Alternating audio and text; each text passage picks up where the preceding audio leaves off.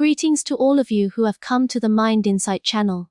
Ladies and gentlemen, can being too kind actually hurt you? A 2-1000-23 study published in the Journal of Behavioral Decision Making reveals a terrifying truth about human psychology. You are biologically wired to care more about a $20 parking ticket than a $50 raise. When I lie awake at 2 in the morning obsessing over how to draw a boundary, I am experiencing the hidden cost of fawning. One voice in my mind insists that I must keep the peace at all costs to remain a decent person. The other voice questions the heavy toll this takes on my own emotional stability. This behavior steals energy to regulate others' emotions. It directly causes chronic cortisol elevation and a 40% higher risk of clinical burnout. This is not an act of noble patience or social compliance.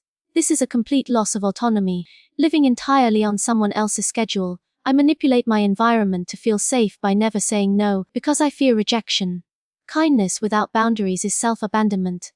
The quiet night amplifies my guilt. The first character within me often argues that sacrificing my own needs makes me morally superior. The opposing character knows this constant suppression spikes the sympathetic nervous system. I try to be the ultimate fixer for everyone around me. However, this fawning response is a trauma reaction, not a genuine moral stance. I must regulate the body before reframing the mind. When I attempt to set a boundary, the immediate inner turmoil feels unbearable. Yet the most dangerous myth I have been sold is that I need to just think positive. I cannot positive think my way out of a biological alarm bell. My prefrontal cortex rapidly depletes, leading to decision fatigue.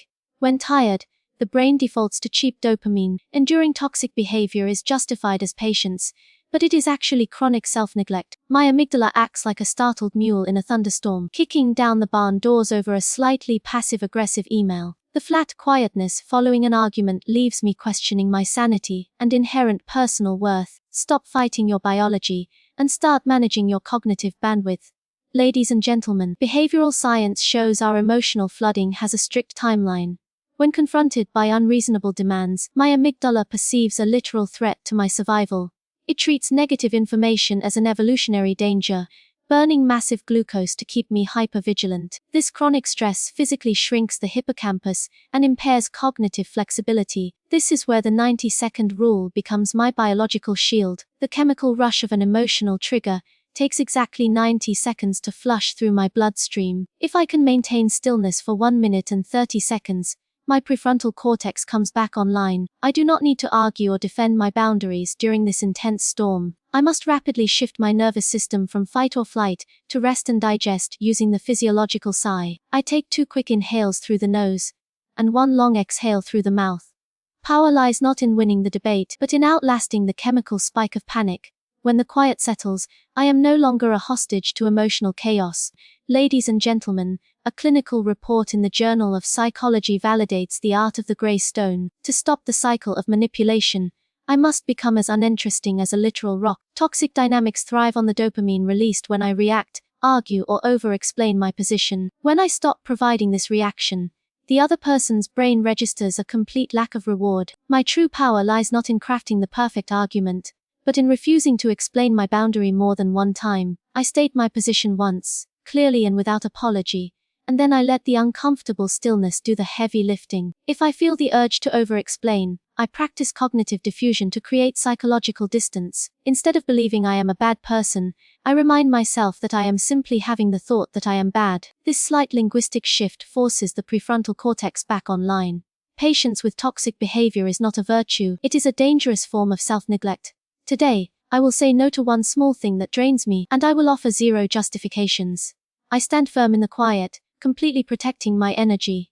Ladies and gentlemen, according to reports from the American Psychological Association, the ultimate psychological power is walking away without theatrics. We often fall into the trap of the sunk cost fallacy, doubling down on a toxic situation to avoid the pain of regretting wasted time. I used to believe that explaining my feelings one more time would make others respect my boundaries. The empirical truth is you have every right to be disliked when you do the right thing for your health. This is clinical detachment, a form of calm cruelty toward those who drain your precious energy reserves. It is a defensive mechanism to prevent the complete loss of autonomy and living on someone else's schedule. When I stop managing how others perceive me, I reclaim cognitive bandwidth and rebuild my executive function. The quiet departure from a chaotic dynamic is far more powerful than the most dramatic argument. You must learn to tolerate the temporary anxiety of disappointing others. Your prefrontal cortex demands this stillness to heal from chronic cortisol exposure.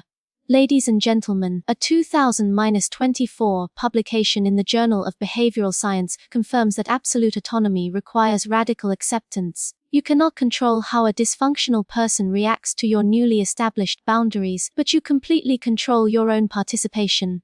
When I refuse to engage in cyclical arguments, I bypass amygdala resistance and protect my peace. Demonstrating absolute autonomy means I do not offer long-winded apologies or ramble about my motives. I simply state my decision, embrace the quiet, and allow the other person to be entirely responsible for their own emotional regulation. People-pleasing steals energy and causes a 40% higher risk of clinical burnout, which I am no longer willing to accept. True freedom is realizing that you do not need permission to protect your own biological alarm system. Have you ever been too kind to someone and lost yourself in the process?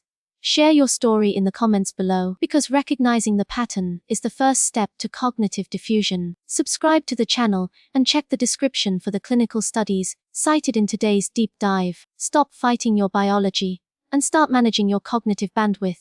Ladies and gentlemen, the journey to true psychological healing begins when you stop trying to fix the unfixable. According to clinical protocols in acceptance and commitment therapy, you must regulate the body before reframing the mind.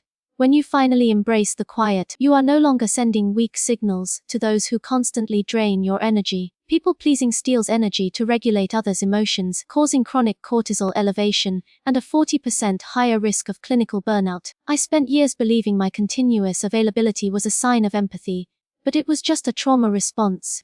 Your power lies in the absolute stillness that follows a clearly stated boundary. You do not change a toxic dynamic by forcing the other person to understand your perspective. You change the dynamic by completely withdrawing your participation from their chaotic cycle. The brain prefers a tiny immediate reward over a massive future reward, which is why we often fall back into patterns of fawning. But the moment you stop explaining yourself, your prefrontal cortex starts to rebuild the neural pathways of self-respect. Do not tell yourself you are a failure when the guilt briefly surfaces. Instead, acknowledge that you are just having a thought. This creates psychological distance and allows the amygdala to stand down, restoring profound peace to your system. Ladies and gentlemen, the most profound shift happens when you realize your peace is not up for negotiation. A 2023 study, published in the Journal of Behavioral Decision Making, reminds us that our brains are wired for survival. By choosing stillness over endless debate, you stop feeding the cycle of chronic rumination that drains glucose reserves and causes severe decision fatigue. I finally understood that my worth is not measured by how much discomfort I can absorb from the people around me. When you stop sending weak signals of compliance, you naturally filter out those who only valued you for your boundless sacrifices. This is not a personality flaw, but an evolutionary survival mechanism that you are now consciously overriding to protect your cognitive bandwidth. Please note that the information provided in this video is for educational purposes only and does not replace professional psychological advice. You have every right to be disliked by others if you do the right thing for your own mental health and stability. If this message brought you clarity today, please like, share, and subscribe to support our work. Thank you for watching and welcome to the Mind Insight channel.